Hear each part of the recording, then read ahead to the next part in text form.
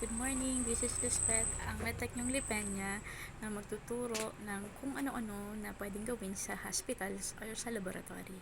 So, sa extraction, diretso agad. Medyo maingay yung background ko ha. Mamaya may maririnig kayong mga dumadaan na sasakyan. So, nasa tabi ng kalye. So, alam na. Ang pag-extract sa bata, so, madali lang naman siya. Since tayong mga medtech o sa mga ka-medtech ko dyan, alam naman natin yung physiology. So, talagang merong ugat dito. May mga ugat dyan. May mga ugat dyan. Yan nga lang, yung iba hindi prominent. Pero, meron talaga dun. So, nangyayari yung minsan nagfi-fish tayo, hindi yun maiiwasan. May mga magulang talaga or mga pasyente na hindi ako nakukunan dyan, ganyan. So wag tayong patatalo doon. Kailangan nating maghanap kasi may mga kabaro din tayo talaga na hindi siya makuhanan doon, pero ikaw makukunan mo kasi nakapa mo yung ugat. So sa pagkapa kasi ng ugat, yung ugat kasi malalaman mo nandun talaga na meron. Kasi nagbabounce yan. Parang marshmallow. Or rubber band. Pag kinapa mo ganon. Ito may ugat. Tapos, ito kasi, ito, basilic. Yan. Basilic, median. Dito nakapwesto ang basilic, median cephalic vein. Yan. Tatlo. So, si basilic, maganda dyan mag-extract. Masakit lang kasi manipis. Ito yon pag makakapa mo siya kasi para siyang nasa loob ng isang kanal. So, hindi ka yun yung inyong hanapin para hindi ka maano sa vein mo. Hindi ka mawala. Yung namang median cephalic, ako wala wala talaga. Hindi siya maging prominent. Manipis talaga siya. Ang akin namang cephalic vein, parang wala din. So, talagang may na talagang wala kayong makakapang ugat. So, para sa akin, ang pinaka-safe talaga, yung median cephalic. Yun nga lang kasi nga minsan medyo wala.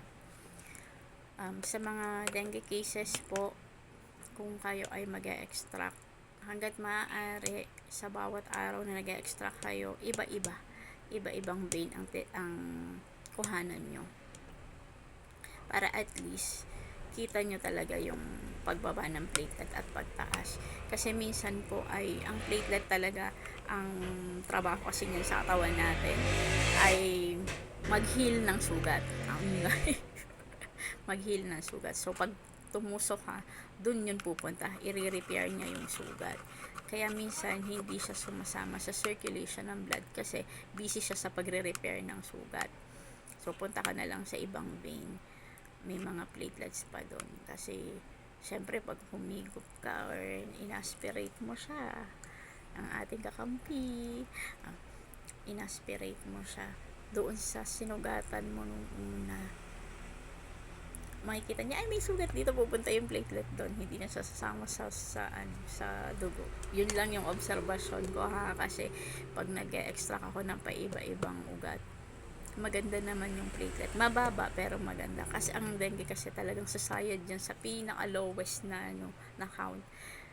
Kaya ang dapat na i-advise sa mga bata, uminom ng tubig kasi kailangan ma-hydrate talaga.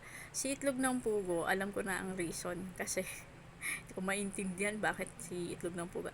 Kailangan ng protein kasi naghihina nga ang katawan ng mga may dengue. At saka hanggat maaari, yung mabilis ma-digest ang kainin ninyo. Kasi nga, nagkukos din kasi yan ng bleeding sa tiyan. Ngayon, kung mahihirapan mag-digest yun tiyan, pwedeng magsugat yun, mag-bleed. So, yun. Medyo uto-utoin natin yung bata pag halimbawa mag-e-extract, mahihirapan tayo. Tulungan natin yung magulang na sabihin na lang natin ganito, pag isa na lang uuwi na talaga yun para makakuha tayo ng magandang blood. Kasi pag nagpo-prolong extraction din po ay hindi nagiging maganda ang resulta kasi nagkaklat na siya, nabubuo na yung blood. So minsan nakala natin okay kasi nilagyan natin anticoagulated na tube yung sa EDTA. Yun pala may mga microclot na siya kaya bumababa ang platelet. Tsaka minsan kumakapit na kasi siya sa plastic ng syringe. Ayun. So, bukas, ibang topic naman tayo. Sa susunod, puro laboratories muna tayo. Tapos sa susunod, mamamasyal na tayo sa loob ng hospital. So, yun po. Sana makatulong ako sa ibang medtech. Kung papaano. Mag-suggest din kayo kung anong gusto nyong malaman para makakapag tayo ng ibang content. So, kung anong gusto nyong malaman sa ginagawa sa laboratories. Salamat!